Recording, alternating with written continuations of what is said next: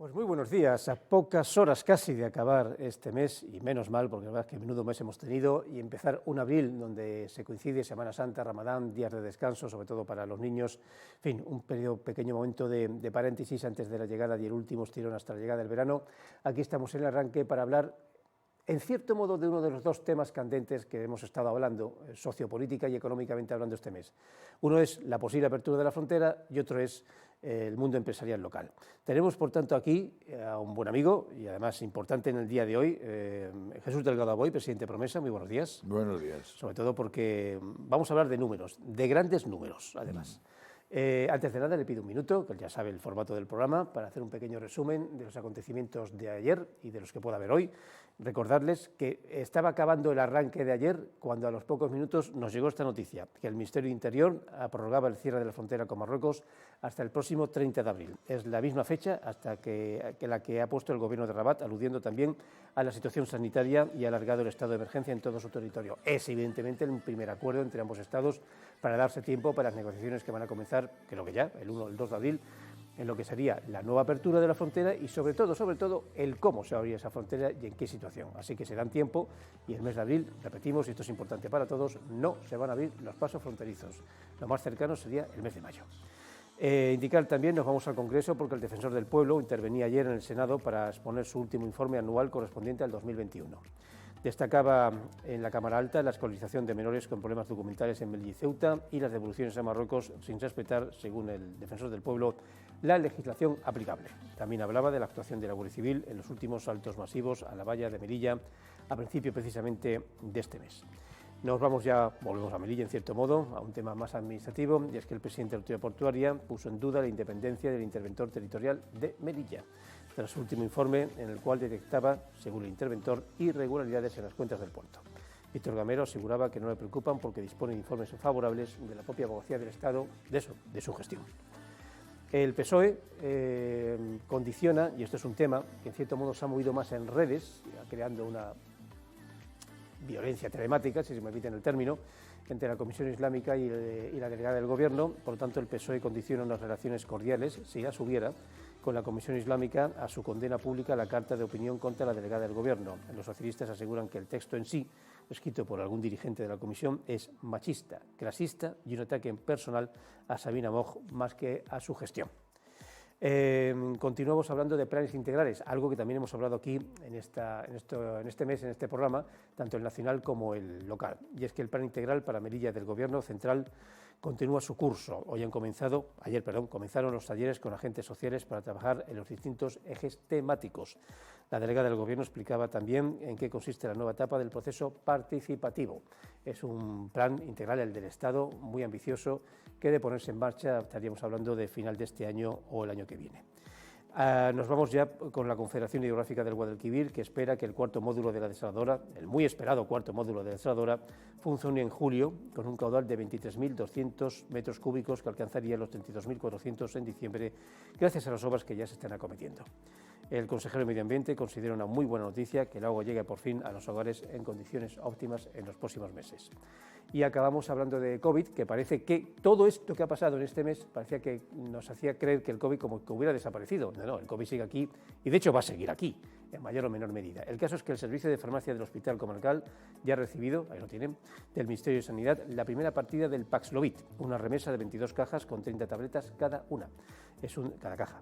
Es un tratamiento contra el COVID que tiene una efectividad de casi el 90% con respecto a ingresos y mortalidad. Atención, este medicamento es en cierto modo un símbolo del control del COVID, porque este no va a desaparecer, pero sí en cierto modo se controla, permítame la repetición del término, para que no llegue a más en el tema de los contagios y sobre todo en el tema de la gravedad. El caso es que si usted coge el COVID, si usted coge el COVID con este medicamento, pues lo puede soportar mejor y no se agrava la situación de algunas personas que, como saben, pues se ha agravado. Pero con el doctor, que también lo es, Jesús Delgado, hoy vamos a hablar de dinero, porque en este mes, entre todo lo que ha pasado, incluyendo temas internacionales que nos salpican el tema económico, comenzamos el mes y en esto que los empresarios emiten una carta. más que de enfado o cabreo, era una carta casi de desesperación, que Melilla se muere, no sé qué. Quiero que sepa que por aquí pasó la consejera de Hacienda, pues animando un poco el entuerto, y el nivel, también pasó el propio presidente de la CEME, indicando que para compensar pues, las pérdidas que están teniendo y no pocas cierres, se han puesto ya en marcha pues, no pocos millones de euros, de hecho vamos a hablar, y se van a poner en marcha otros millones de euros, sobre todo para los empresarios que de una u otra manera no han sabido tramitar la documentación que hay que tramitar porque es dinero público. Así que vamos a hablar en principio un poco de lo que se ha hecho. ¿Cuánto dinero se haya expuesto, propuesto, dado a los empresarios que sí han sabido pues, rellenar la documentación que ustedes obviamente les piden rellenar? O sea, estamos hablando de dinero que se ha devengado. Que se ha devengado ya, que estamos hablando de bastantes millones. Sí, sí, estamos hablando de bastantes millones. Desde el principio, desde hace un par de años, yo llevo aquí unos cuantos meses, se calcula que se ha llegado hasta cerca de 40 millones entre los diferentes estamentos, no solo por parte de Promesa, sino por parte de Hacienda y cualquier otra consejería, ¿no? Pero vamos, eso es agua pasada, que muchas veces, como nunca llueve a gusto de todos, pues no todo el mundo está contento porque le ha podido llegar o no le ha podido llegar. Entonces, una de las cosas que yo planteé, y lo dije aquí en este plató, es que teníamos que intentar un poco agilizar el mecanismo, agilizar las bases, agilizar los pliegos, o sea, tenemos que intentar un poco simplificar, siempre sin salirnos de los cotos que nos marca la ley, para que podamos hacer lo más simplificado posible el que una persona, en este caso una empresa, un empresario, pueda optar a ese tipo de ayuda. Porque claro, ha habido un tipo de ayudas que cuando tú mirabas el pliego parecía el código de Hammurabi. Claro, indudablemente gente que no ha podido, no le ha dado tiempo, no ha sabido, entonces se ha quedado fuera de plazo, entonces no ha podido optar a determinado grupo de ayudas. ¿Qué hemos hecho lo primero? Pues cambiar las bases reguladoras, fundamentalmente con la del empleo que viene ahora, que es de que vamos a hablar, para que intentar hacer lo más visible y rápido posible. Primero, entendible. ¿Cómo se entiende? Mire usted, vamos a ayudar al empleo, vamos a incentivar el mantenimiento del empleo e incluso la creación de nuevo empleo. ¿Cómo lo vamos a hacer? Pues bueno, ¿qué ha pasado? La pandemia ha sido lo peor, el COVID, entonces ponemos una fecha de referencia, marzo 2020. Esa es la fecha de inicio. Empresa, ¿cuántos trabajadores tiene usted? X. Fácil de comprobar. A lo largo del tiempo, hasta el día de hoy, ¿cuántos ha tenido usted? Pues tengo X menos 2, X más 2 o 2X.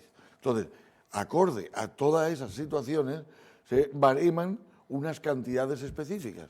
Vamos, podemos estar hablando de hasta 5.000 euros.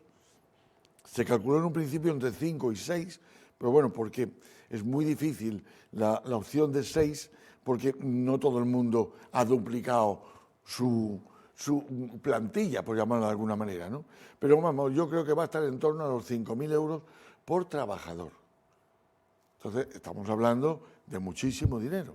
Estamos hablando de un devengo de cerca de 9 millones de euros. Ese es el tema, que es la cifra que hablaba la consejera de Hacienda, que nos lo adelantó aquí en el arranque, luego lo hizo público, que hemos hablado de 9 millones de euros que ahora se van a tramitar, en cierto modo, bien para ayudar a los que hayan sido ayudados, bajo otros parámetros, bien para los que no supieron rellenar los papeles, si me permite un poco. Claro, entonces esto es mucho más fácil, el acceso es mucho más sencillo y, claro, indudablemente, el que una empresa le inyecten 20, 30, 40.000 euros, pues yo creo que ahí algo se va a notar. Entonces, la idea fundamental era un devengo de dinero en ayudas que sea rápido, que sea fácil y que llegue prácticamente a todo el mundo. Esto es lo que yo llevo diciendo desde prácticamente el mes de diciembre, o sea, a los 2 meses de entrar yo de presidente de Promesa, que me había planteado el hacer esto. ¿Por qué no se ha hecho antes? Porque todo el mundo se pregunta, porque claro, la Administración tiene un recorrido, los remanentes, las partidas presupuestarias, o sea, hay una serie de cosas que no va todo con la celeridad que uno quisiera. Entonces, hemos ido siguiendo los pasos, sobre todo porque la legislación nos dice que cuando hacemos pliegos nuevos, hacemos bases reguladoras nuevas, pues tienen que estar condición sine qua non, por ejemplo, 30 días de exposición pública. Nosotros hemos conseguido, por la necesidad palpable de esta inyección económica de que sea con carácter urgente. Pues aún así lleva 15 días de exposición pública. Entonces, claro, nosotros no podemos saltarnos la ley así a la torera. Claro, lo que tú piensas que puedes realizarlo en 15, 20 días, las cosas no son así.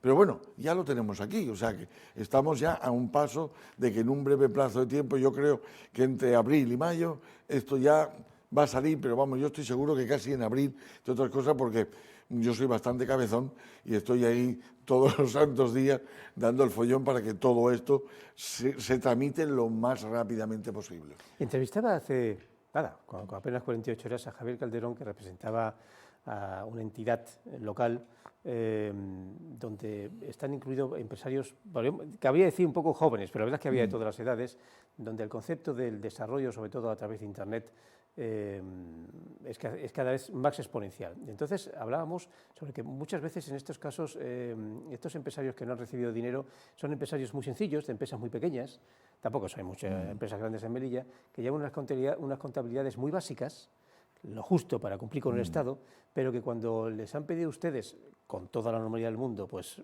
eso, la documentación necesaria, no tener débitos con Hacienda, las cifras, pues muchas veces no podían presentárselas porque no sabían o no tenían. Era la típica contabilidad de cuadernito, de bolígrafo, apenas algunos contrataban alguna gestoría quizás para pagar Hacienda y poco más. ¿Y han notado ustedes eso, cierto desconocimiento por parte de empresarios de estos que se han currado la vida día a día en sus pequeños comercios, pero que a la hora de la verdad, cuando llega el momento de tener que, en este caso, pedir una ayuda y tener que rellenar documentación, que tampoco era tan complicado, pues no han sabido? Muchos no saben y muchos le da miedo. Sí, sí. Es que no sé por qué. No es que tengo que dar unos datos. No, pero vamos a ver. Estos datos se quedan en la casa. Estos datos se quedan en promesa. Estos datos no van en ningún sitio, ni estos datos se publican, entre otras cosas, por la Ley de Protección de Datos. Entonces hay mucha gente que le da un poco de respeto, por llamarlo de alguna manera, si no queremos decir miedo, de presentar papeles o documentación. Entonces, pero oiga, que esto va a un fichero que se queda en la casa. Esto no es nada de documentación pública que todo el mundo pueda acceder. Pues hay gente que por esa pequeña tontería pues se han perdido ayudas. Después ha habido gente que cuando se ha hecho todo, se ha tramitado todo, pues se les informa que tienen una multa de tráfico de 70 euros, que ni lo sabían. Pues bueno, según marcan los cánones y demás, pues es condición sine qua non, eso es, que no se tenga ningún tipo de deuda con la administración. Entonces, claro, se les dice, oye, que aquí tienes una multa de 70 euros o lo que sea, algo sin pagar. Un porcentaje muy elevado, ni siquiera sabían que tenían un débito, eso nos ha pasado a todos. Una multa que te ponen en el papel, no te llega en el coche, no la ves y demás, va pasando el tiempo y de repente dice, oiga, que tiene usted que pagar Hacienda, tanto, tiene una multa, y el papel, pues, te han puesto la multa, ha pasado un ansioso, te ha quitado la multa y tú no te enteras. Ocurre. Entonces, son cosas cuando dicen, no, la ley de Murphy, no, eso ocurre sin Murphy. Bueno, pues entonces, ¿qué pasa? Pues que se han encontrado con la tesitura de que a lo mejor iban a recibir una ayuda de X miles de euros, por ejemplo, y no se le puede abonar porque tiene un débito de 70 euros. Claro, haciendo las cosas con lógica y demás, inmediatamente se avisa a la persona, se abona, da un certificado de que ha pagado y no tiene ningún devengo y la cosa sigue adelante. Pero es que, vamos a ver, en estas cosas, cuando hay muchos datos y sobre todo muchas diferentes personas que tienen que realizar determinadas funciones, se ve de todo. Entonces, lo más cómodo que hace mucha gente, se pone en contacto con una asesoría y la asesoría es la que se encarga de hacerle toda la tramitación de todo el proceso de ayuda. Incluso la asesoría puede pagarle esa multa, usted le da el dinero a la asesoría no se la paga. No hay ningún tipo de problema. A ver, yo tengo en mi domicilio, tengo de vecinos a una asesoría y sean casi mis mejores vecinos para en cualquier circunstancia. Vengo y tengo un problema, tengo una declaración de Hacienda, bueno, pásame los papeles y ya está, y ellos te lo hacen. Ellos te lo hacen sin ningún tipo de problema. Volvemos al tema informático porque fue también aquí en esta mesa donde a veces surgen las ideas que luego se ponen en práctica, en marcha, que tuvo usted una muy ambiciosa, que esa va a costar un poquito más, que es la de crear un nuevo centro tecnológico. El actual funciona bien, de hecho es un edificio relativamente de creación reciente, es una referencia, pero la verdad es que no digo que se esté quedando corto, pero sencillamente que Melilla pide más. la entrevista que le hice a Javier Calderón lo demostraba, con Ideas Melilla, que es la entidad, y detrás de Ideas Melilla pues hay toda una nueva generación de empresarios de todas las edades que están necesitando esa Melilla digital, que al igual que esa Melilla congresual, dicen que es, o de universitaria, es la nueva Melilla que debería mostrarse de aquí a la vuelta de la esquina. No le voy a preguntar si ha hablado con la consejera de Hacienda de, oiga, hacemos un nuevo centro tecnológico, porque es un poquito complicado, terrenos, por supuesto, pero sigue creyendo en eso, ¿no?, que sería necesario un nuevo centro tecnológico. Vamos a ver, no alternativo, sino uno nuevo, porque es que esto va más. Igual que tengo muy claro cómo se tiene que abordar un cuello cuando te encuentras una patología y tienes que operarlo, igual de claro tengo que Melilla tiene que ser el fin fundamental, una Melilla tecnológica. ¿Por qué una Melilla tecnológica? Primero, porque tenemos poco espacio, y en ese poco espacio se pueden habilitar empresas que pueden venir con un carácter tecnológico, en el cual hay, con poco espacio, mucha capacidad de crecimiento y de generar empleo. Yo lo tengo clarísimo. Y sí que es la verdad que yo no quiero solapar, ni quiero saltar a nadie, porque hay determinados sectores que también pues tienen un apartado tecnológico. En este caso, ya lo has comentado tú, el centro tecnológico que tenemos actualmente funciona, está ahí y demás. O sea, yo lo que pienso es que todo se debe de complementar, ¿vale? Y que debemos de generar espacios más grandes y hacer, si no queremos nombrarlo centro tecnológico, porque eso ya existe, eso está claro. Queremos montar otra cosa, que se llame de otra manera, nos da exactamente igual. El caso es que impulsar el sector tecnológico en nuestra ciudad, que pienso que es el futuro, el futuro. Yo en las últimas reuniones que he estado, todo ha sido de origen tecnológico y todo telemático, todo, o sea, estamos viendo que el mundo gira exactamente igual las 24 horas, pero hay otros movimientos con otros ritmos totalmente distintos. Por eso cuando dice, es que hay 3 personas trabajando, pero cada una trabaja a una velocidad distinta. Esto es lo mismo. O sea, el mundo gira exactamente igual las 24 horas al día, pero tecnológicamente vamos 3 veces por encima de como íbamos hace 10 años. Y esto va increciendo. Y llega un momento que el mundo telemático ya lo tenemos nosotros en nuestras manos con nuestros móviles, lo tenemos cuando que necesito, por ejemplo, un billete, ya te metes tú en el ordenador. Bueno, pues este mundo que nosotros lo estamos manejando en pequeña escala, a nivel mundial, está generando una serie de recursos impresionantes y tienen una capacidad de generar empleo brutal. Pues bueno, yo no pierdo la pista de que en ningún momento nosotros, yo en concreto, no quiero quitarle protagonismo a nadie de ningún centro tecnológico ni a ninguna consejería al respecto. Yo lo que quiero es complementar. Quiero intentar a ver qué más podemos traer aquí, qué podemos hacer para que sirva de base, para que empresas nos vean a nosotros como un objetivo atractivo para venir aquí, aprovechando que, pues, nuestros beneficios fiscales. Eso es fundamentalmente la herramienta en la cual tenemos que conseguir que materia empresarial, tejido empresarial, venga a nuestra ciudad. Porque eso conlleva una generación de empleo, pero eso genera también una economía que va secundaria a esto, porque cuanto más gente tenga mayor poder adquisitivo, estas personas que viven aquí en Melilla necesitarán comprar. Entonces, todo se genera una economía alrededor satélite que hace que una ciudad suba. Si tenemos siempre exactamente los mismos mimbres y tenemos los mismos canastos, pues ya tenemos limitado que tenemos aquí el número de canastos y no podemos salir de ahí. Lo que tenemos que tener es mucho más mimbres para generar muchos más canastos y tengamos una economía cada vez más próspera y mejor. O sea, yo estoy convencido de que Melilla tiene un potencial increíble y que lo tenemos que sacar adelante. Melilla no se merece, ni el melillense, que nos quedemos estancados en el año 2000. O sea, nosotros tenemos que ir como si estuviéramos en el 2050. Tenemos que acelerar, tenemos que correr, tenemos que ponernos a nivel, como mínimo, de las altas tecnologías a nuestro nivel. Y ya seguiremos subiendo cuando nos toque. Pero que hay que luchar y hay que trabajar día a día. Lo tengo clarísimo. Hay un tema que curiosamente poco se ha tocado, que casi necesitaríamos aquí más un jurista de derecho europeo que a nosotros, que es que hemos tocado el tema de las altas tecnologías, las ayudas europeas, la posible apertura de la frontera, de la cual vamos a hablar ahora, y temas como el turismo, un turismo muy específico, muy singular, que es el que necesita Melilla, congresual, de grupos pequeños, pero continuos. Vale. Pero nadie ha hablado del hecho de que Gibraltar es una ciudad, bueno, es un lugar, vamos a dejarlo así, muy particular, donde está lleno de firmas bancarias, de hecho hay más bancos que casi ciudadanos. Entonces, al ser ahora el Reino Unido territorio Brexit, o sea, no de la Unión Europea, esas firmas bancarias ya no tienen tanto beneficio o les está costando porque ya tienen que tramitar una documentación que antes no tenían que tramitar. Se ha llegado a hablar si esas firmas bancarias por irse a Ceuta y a Melilla.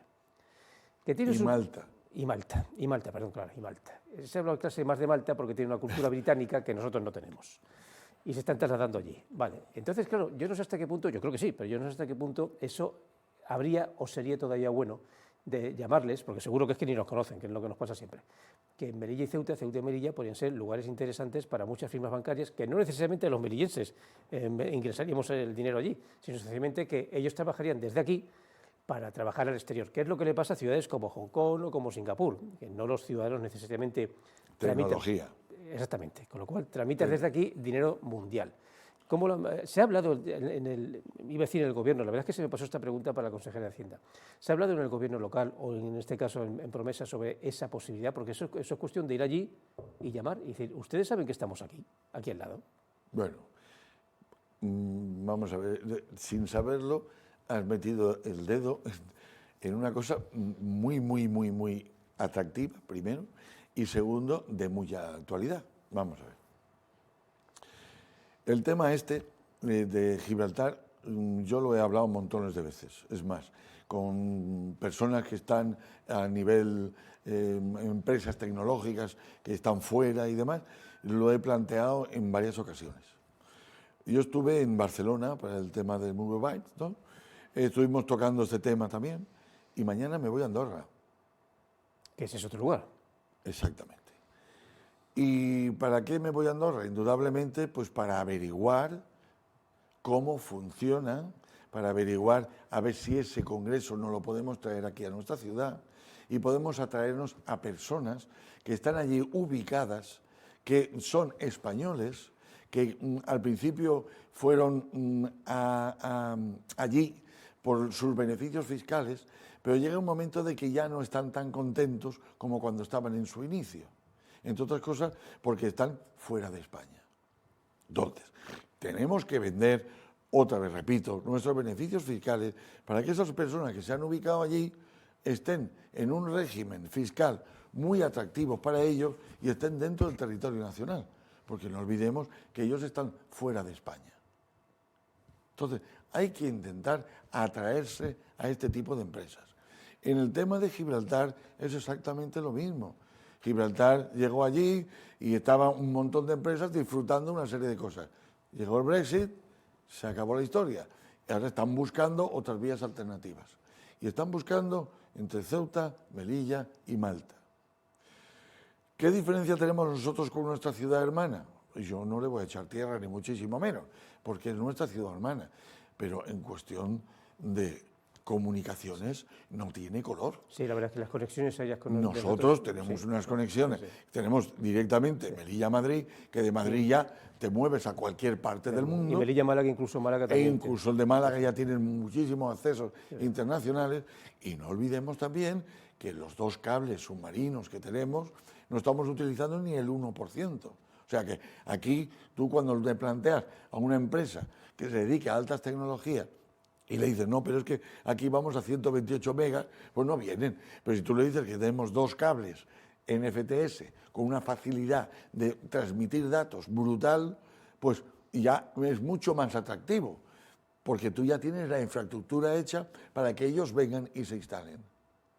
Entonces, esa gran ventaja es la que tenemos que vender para que las personas que vayan mirando trasladarse de un sitio a otro tengan como objetivo posiblemente venir a Melilla. Pero nosotros tenemos que generar las infraestructuras necesarias para que estas personas puedan venir. Entonces, desde Promesa también nos hemos planteado, y eso ya lo hemos hablado hasta la saciedad, que nuestros cursos de formación tienen que ser para cubrir todas esas plazas de las personas que vengan aquí a trabajar y necesiten una mano de obra cualificada. Esa mano de obra cualificada es la que nosotros vamos a formar dependiendo de las necesidades de cada una de las empresas.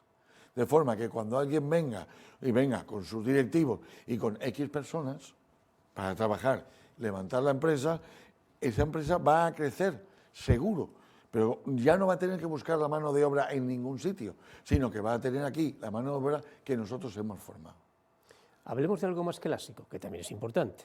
La posible apertura de la frontera. Como le he dado la noticia, todo indica que este año se va a abrir, ahora sí. La pregunta, por supuesto, es cuándo y sobre todo cómo, más que el cuándo, el cómo.